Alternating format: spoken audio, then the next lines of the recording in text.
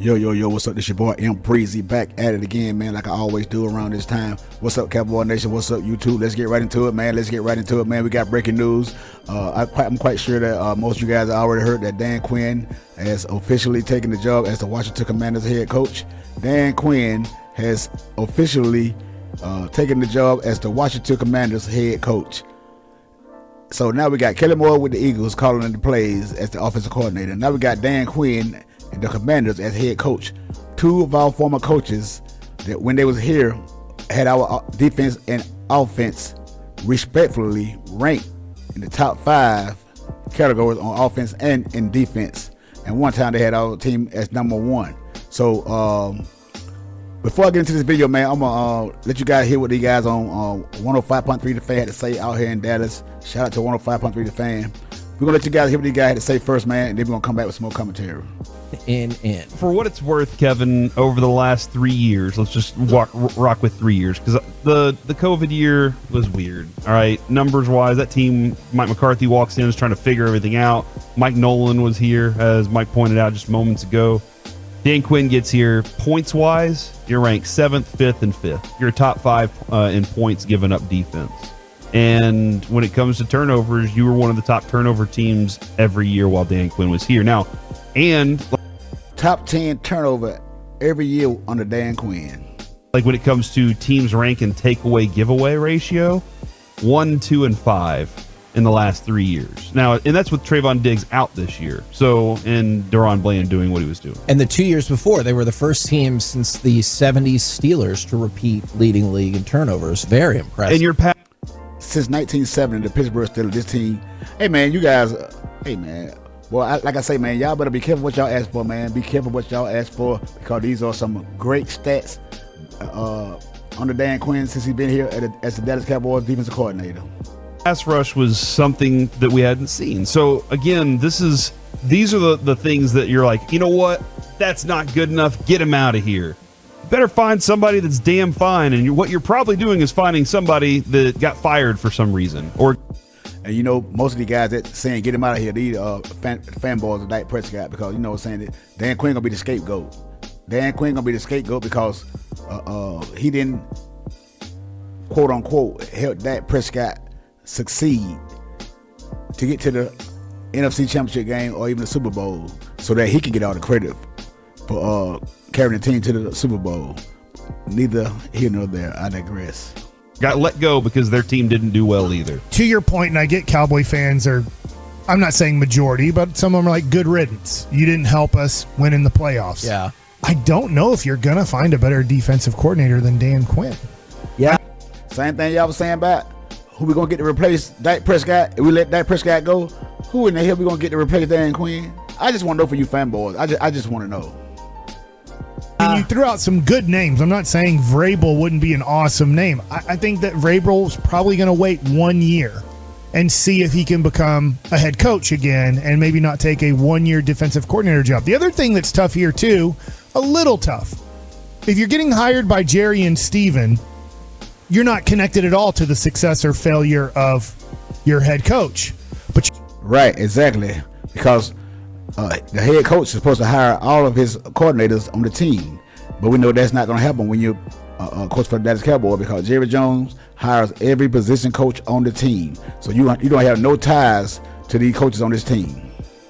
Coming into a team that has a coach on a 1-year deal.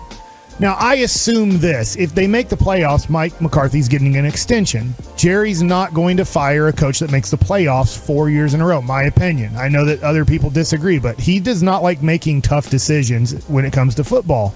He likes making easy decisions. But if I'm a defensive coordinator, I'm a little bit worried or concerned going, how much do I want to hitch my career off of a 1-year coach right now? Y'all just heard what the man just said. That is very true, what he just said. Because Mike McCarthy is a head coach that you're coming in, he's calling the plays, but you're going to be the defensive coordinator on this team. And more than likely, you're not going to be one of Mike McCarthy hire. So let me get this straight. You guys want Dan Quinn gone after all these stats that this man just put up, the Cowboys in the top 5 defense and never outside of the top 10 ever since Dan Quinn was here. But all of a sudden you want Dan Quinn gone because y'all said that he went to a zone where he was playing man-to-man majority of the season. And then another excuse y'all said that we had Marquise Bell playing linebacker along with Damone Clark, 2 undersized guys playing linebacker. Leighton Vander Esch got hurt. The rookie we picked, Overshawn, in the draft, the 3rd round pick, he got hurt in training camp, out for the rest of the season. And Dan Quinn don't hire the players or pick the players to come on his team so that he can coach. So Dan Quinn got to coach the players that are on the team already. So you can't fault Dan Quinn because he was undermanned on his team when everybody already knew that we was undersized at linebacker when Vander Esch got hurt. And we got Michael Parsons playing linebacker, playing defensive end most of the time, majority of the time. But you guys want to say that this team couldn't stop the run majority of the time against some games this season against Buffalo Bills, then against Green Bay Packers in the wild card game. But you guys should already know that whenever the other team scores a touchdown or kick a field goal, they got to kick the ball off to the Dallas Cowboys. So isn't it up to the Dallas Cowboys offense to go down and match them other team point for point, since y'all say quote unquote we got this elite quarterback on this team? That's what you guys was saying, man, all year long. I'm just saying, this guy was MVP candidate one time, the most valuable player race. Might finish second or third in the MVP vote. And I couldn't get enough of you guys on here every day. Every time I come on, y'all talking about Dak Prescott this, Dak Prescott that. All you fanboys, y'all were playing videos about the analysts saying that they were on Dak Prescott's side. Dak Prescott is underrated. They hating on Dak Prescott because he plays on the Dallas Cowboys. You guys was playing clips of all the analysts praising Dak Prescott to the sky.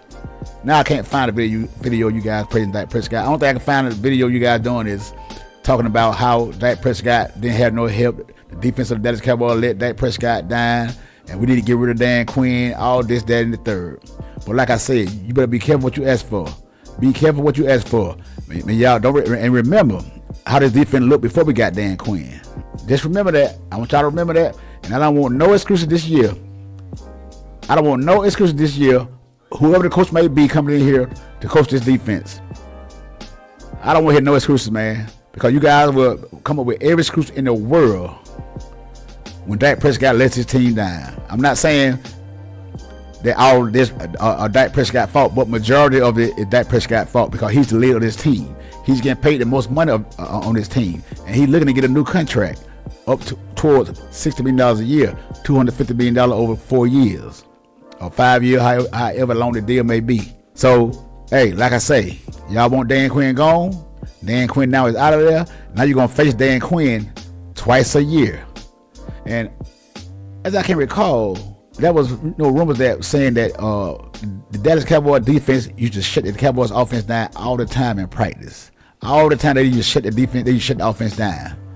Dak Prescott couldn't even move the ball on the defense in practice. That's just some of the rumors that were coming out. That's what I've been heard.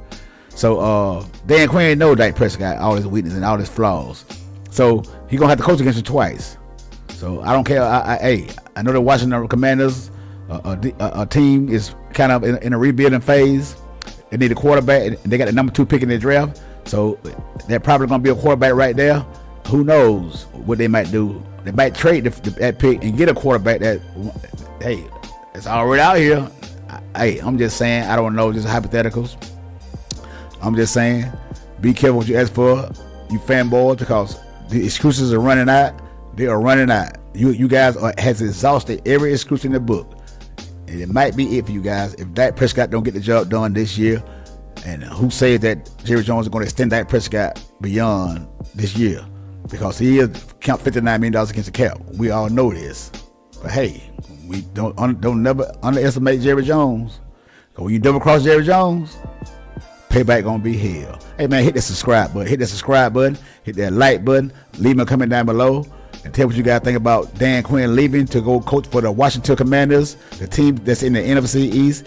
And these, hey, the Commanders defense ain't no joke. They got a good front line on the defense.